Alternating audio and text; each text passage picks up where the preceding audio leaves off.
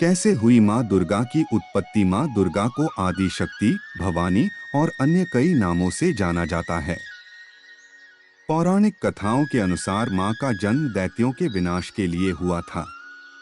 वैसे तो सारा साल ही माता की पूजा की जाती है। माँ दुर्गा को आदि शक्ति, भवानी और अन्य कई नामों से जाना जाता है।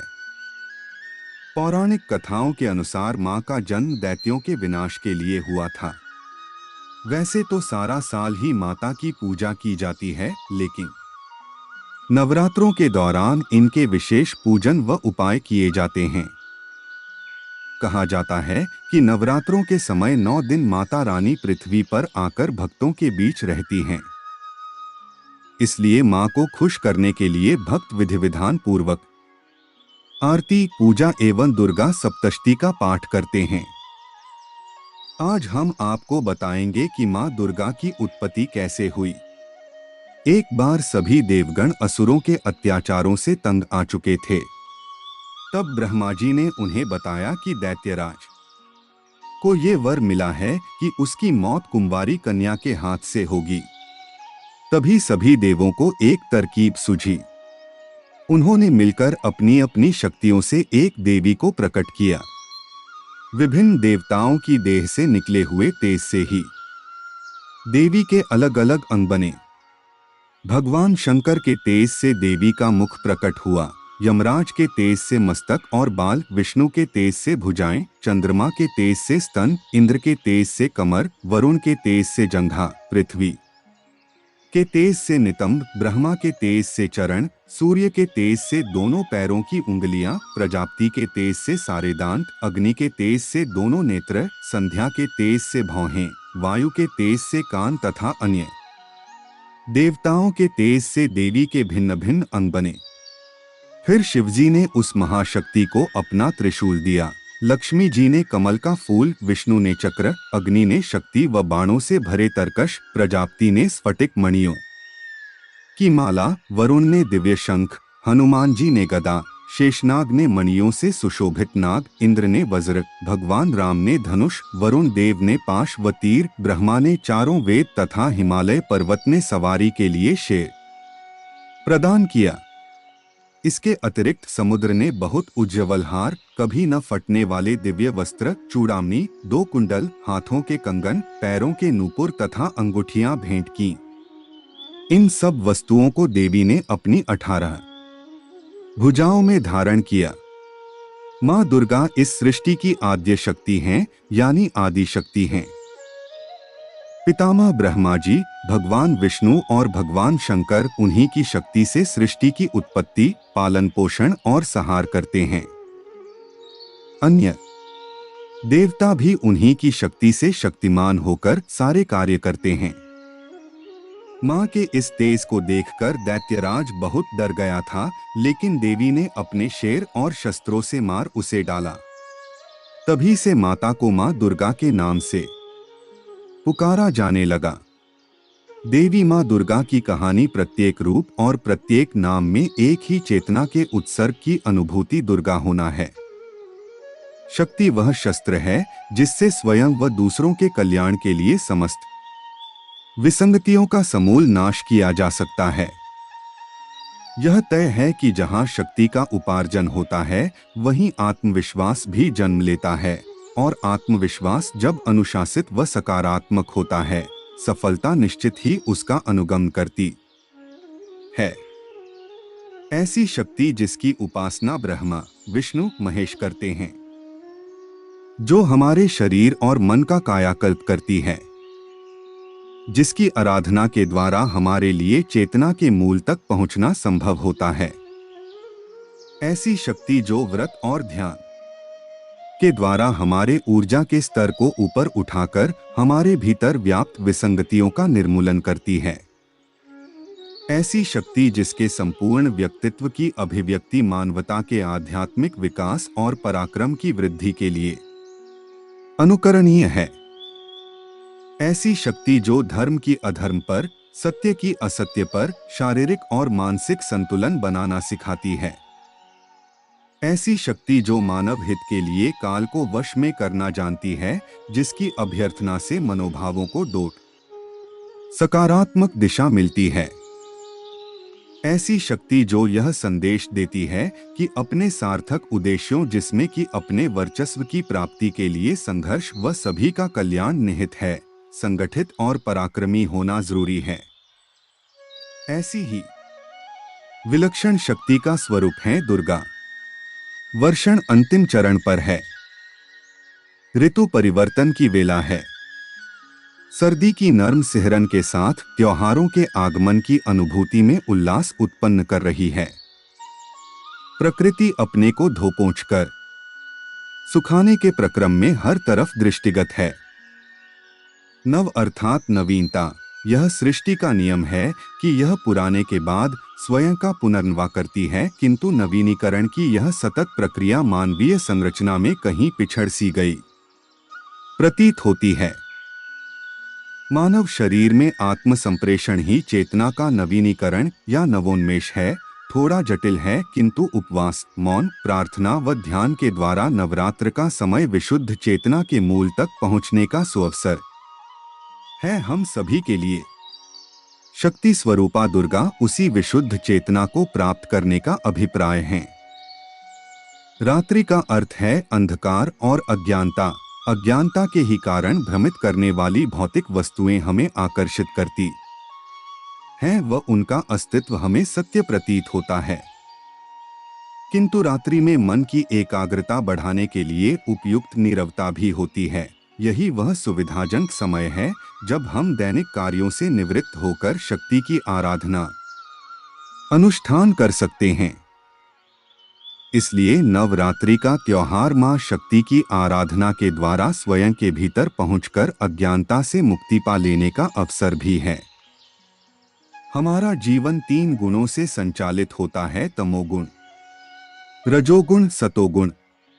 नवरात्र में हम आदि शक्ति की पूजा अर्चना द्वारा तमोगुण व रजोगुण को पार करके सतोगुण की ओर प्रवृत्त होकर दुर्गा के व्यक्तित्व का अनुसरण करते हैं। मां दुर्गा पालनहार हैं व संहारिणी भी। इसलिए वह अपने भक्तों द्वारा निस्वार्थ भक्ति अर्चना करने पर ममतामयी होकर उनकी मनोकामना पूर्ण करती हैं और अपने वर्चस्व व समस्त मानव कल्याण के लिए कभी रौद्र रूप भी धारण कर लेती हैं। मां दुर्गा के संपूर्ण अस्तित्व का बाना अपनी आंतरिक शक्ति पर विश्वास करना व निर्भीकता पूर्वक सफलता को प्राप्त करना है। वह एक योद्धा हैं जो शेर पर सवार होकर चंडमुंड, शुंभनिशुंभ, रक्तबीज, मधुकैटभ व महिषासुर जैसे राक्षसों का मर्दन करती हैं। इसलिए उन्हें महिषासुरमर्दिनी भी कहा जाता है। दुर्गा और महिषासुर की कहानी हम मां दुर्गा की महिषासुरमर्दिनी की प्रतिमा पंडाल पर देखते हैं, जहां वह अपने रौद्र रूप में खड़ी हुई दिखाई देती हैं। मां की आंखें जीवन के प्रति एक सकारात्मक दृष्टिकोण चित्रित करती हैं। मां की मधुर व सौम्य मुस्कान हर परिस्थिति में शांत व स्थिर रहना सिखाती हैं। मां की 8 भुजाएं विभिन्न प्रकार के आयुध व कमल धारण किए हुए हैं। यह 8 भुजाएं मां के द्वारा पूर्ण एकाग्रता के साथ विभिन्न कार्य प्रयोजनों में एक ही समय में सिद्धहस्तता को भी दर्शाती हैं। मां दाएं हाथ की तर्जनी में घूमता हुआ सुदर्शन चक्र है, जो धर्म, न्याय व दूरदर्शिता का प्रतीक है। मां दुर्गा के दाएं हाथ में सुशोभित चमचमाती तलवार मां के यश व ज्ञान के साथ उनके पराक्रम व गौरव गाथा का प्रतीक भी है।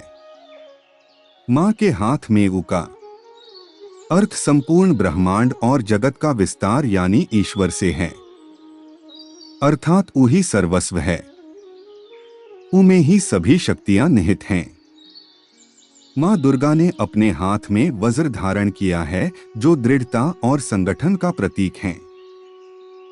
मां दुर्गा के बाएं हाथ में शंख है। शंख ध्वनि व पवित्रता का प्रतीक है।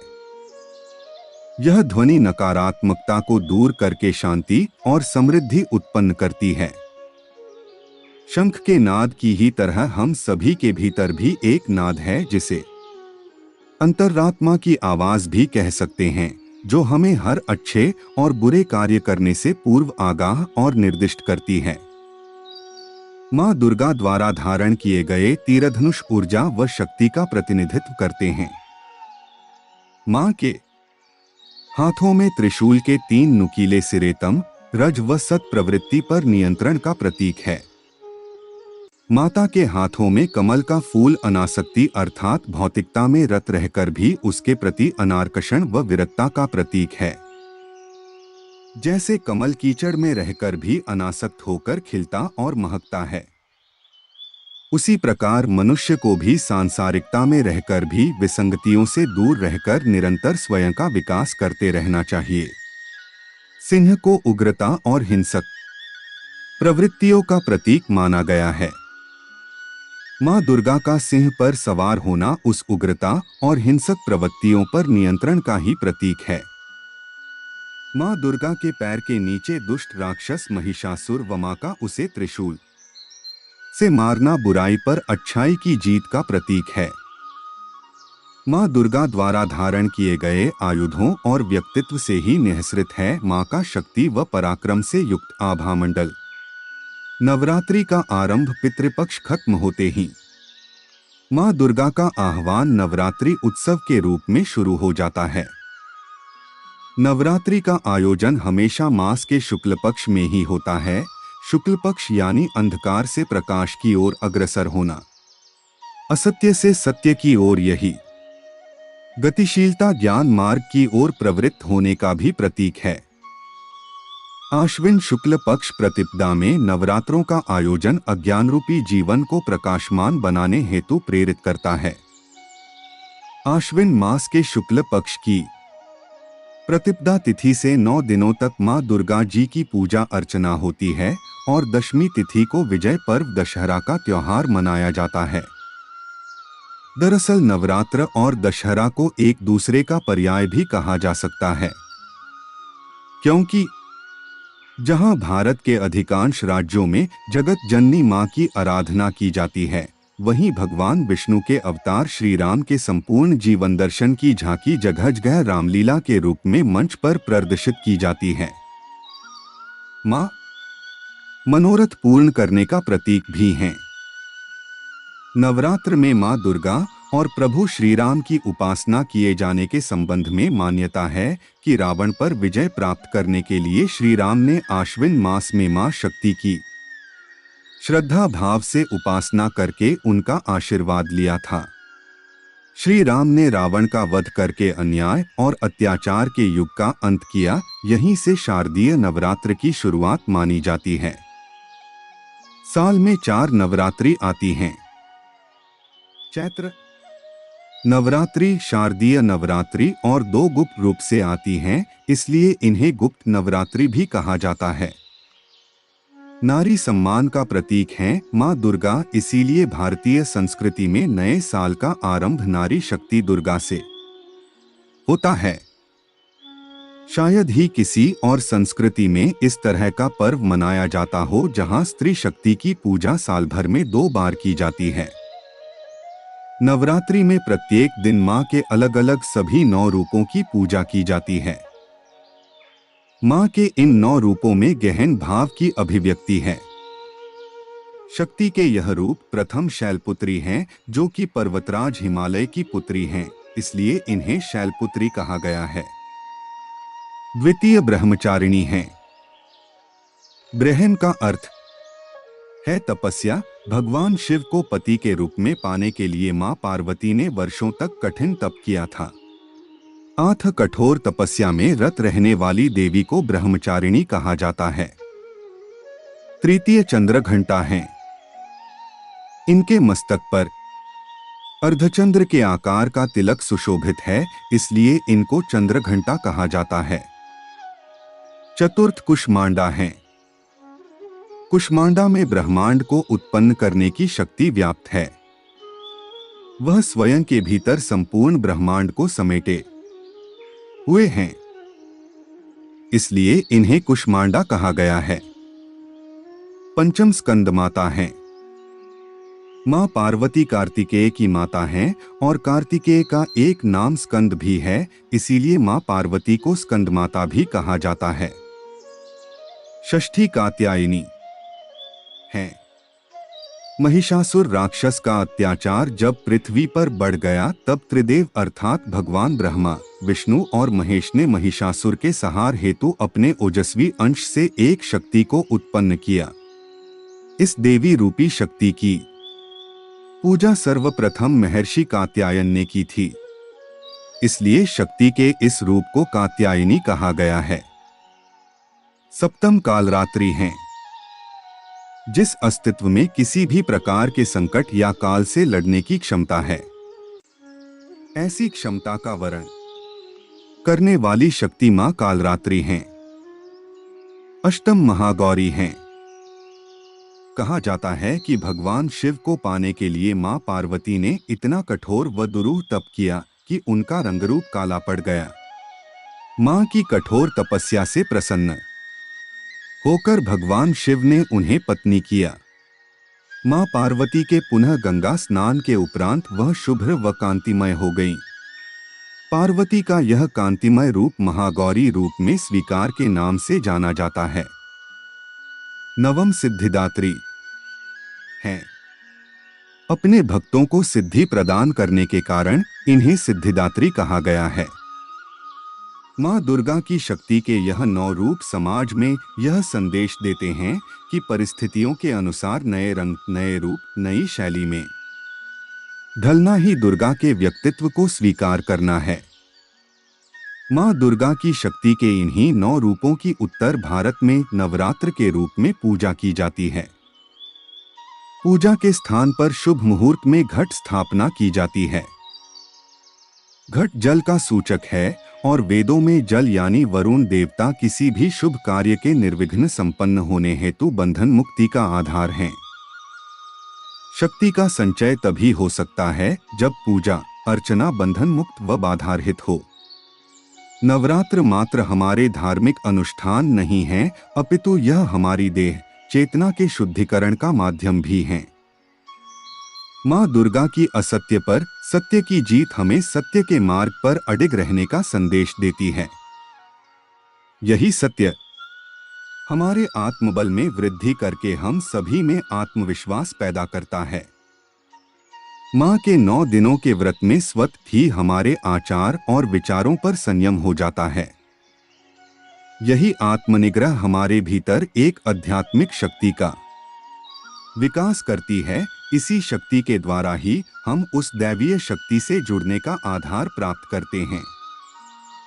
यह मां दुर्गा के सानिध्य का ही प्रभाव है कि हम सभी नवरात्र में भक्तिमय और सकारात्मक रहते हैं। इसका तात्पर्य यही है कि अच्छे लोग और अच्छे वातावरण की संगति हमारे जीवन में बहुत जरूरी है। शारदीय नवरात्र आश्विन मास की शुक्ल पक्ष से प्रारंभ होता है। यह समय मौसम में बदलाव आने का भी है। इन दिनों सात्विक भोजन ग्रहण करने का परिणाम यह भी है कि मौसम परिवर्तन जनित बीमारियां हमारी सेहत पर दुष्प्रभाव नहीं डालती हैं।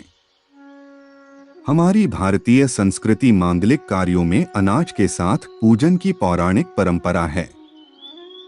इसी कारण हमारे उत्सवों अनुष्ठानों में जौ की प्रासंगिकता है। जौ को संस्कृत में यव कहा जाता है। मान्यताओं के अनुसार घट स्थापना के साथ जौ ज्वारा बोने का यह धार्मिक महत्व है कि पृथ्वी पर 100 वर्ष तक वर्षा नहीं होने के कारण आदिशक्ति दुर्गा शाकंभरी के स्वरूप में मानव कल्याण के लिए पृथ्वी पर अवतरित हुई और उनके शरीर से उपजी जिन शाखों से उन्होंने संपूर्ण जगत का भरण पोषण किया वह जौ ही थीं। जो पृथ्वी पर उगने वाली वह पहली फसल थी जिसने मानव जाति का भरण पोषण किया। चूंकि यह स्वयं मां शाकंभरी द्वारा प्रकट हुई है, इसलिए इसे पूर्ण फसल भी कहा जाता है। दुर्गा पूजा का त्योहार जौ पृथ्वी पर सबसे प्राचीन काल से कृषि किए जाने वाले अनाजों में से एक है।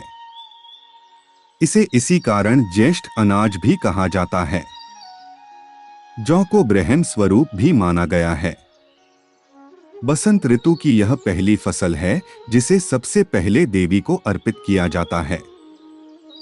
नवरात्रि हमारे देश में विभिन्न नामों से मनाती जाती है, जैसे कि दुर्गोत्सव, दुर्गा पूजो, अकाल उत्सव, शारदीय पूजो, महापूजा, भगवती पूजो इत्यादि। बांग्लादेश में इसे भगवती पूजो के नाम से जाना जाता है। गुजरात में नवरात्रि को डोट, डांडिया और गरबा के रूप में मनाया जाता है। हिमाचल के कुल्लू जिले में इसे कुल्लू दशहरा। दक्षिण भारत में इस पूरे महीने विशेष पकवान बनाए जाने और चारों दिशाओं को दीपों से प्रकाशमान करने की परंपरा है। कर्नाटक के मैसूर राज्य में मैसूर दशहरा, तमिलनाडु में बोम्मई गोलू, आंध्र प्रदेश में बोम्मला कोल्वू व तेलंगाना में बथुकंपा के नाम से मनाया जाता है। दुर्गा पूजा का त्योहार मुख्य रूप से पश्चिम बंगाल में मनाया जाता है। दुर्गा पूजा के त्योहार का रंग और संस्कृति की चमक जो बंगाल में दृष्टिगोचर है, वह अन्यथा कहीं नहीं। दुर्गा पूजा का त्योहार भारत के कुछ अन्य राज्यों जैसे कि गुजरात, महाराष्ट्र, असम, उड़ीसा, बिहार, झारखंड, त्रिपुरा में भी मनाया जाता है। पश्चिम बंगाल में दुर्गा पूजा का प्रारंभ 5वें दिन से शुरू होता है, जिसे कि महालय कहा जाता है। इसके बाद के दिनों को षष्ठी, महासप्तमी, महाअष्टमी, महानवमी तथा विजयादशमी के नाम से जाना जाता है। छठे दिन मां दुर्गा को जगाकर उनका स्वागत किया जाता है, जिसे बोधना कहा जाता है। छठे दिन भी मां को अनेक प्रकार के भोग लगाए जाते हैं तथा उनकी पूजा अर्चना की जाती है, जिसे अधिवास कहा जाता है। 7वें दिन मां को पवित्र स्नान कराया जाता है, जिसे नवपत्रिका स्नान कहा जाता है। कहते हैं अष्टमी के दिन महिषासुर से युद्ध करते हुए मां ने भयंकर रूप धारण किया था। इसी दिन मां दुर्गा की तीसरी आंख से चामुंडा चंडी देवी उत्पन्न हुई, जिसने राक्षसों का वध किया। इसी उपलक्ष्य में अष्टमी और नवमी बड़ी धूमधाम से मनाई जाती है। तत्पश्चात 1 से 16 वर्ष तक की कन्याओं को डोट दुर्गा का रूप मानकर उनकी आराधना व पूजन किया जाता है। नवरात्रि के दिनों में पंडाल के बाहर और परिसर में ढोल, जिसे ढाक कहा जाता है, बजता रहता है। इसी ढाक की थाप और शंखनाद में मां की आराधना में लीन भक्तगण सप्तमी से नवमी तक धुनुची नृत्य करते हैं। दरअसल धुनुची नृत्य एक प्रकार का शक्ति नृत्य है, जिसे मां की शक्ति और ऊर्जा में अभिवृद्धि के लिए किया जाता है।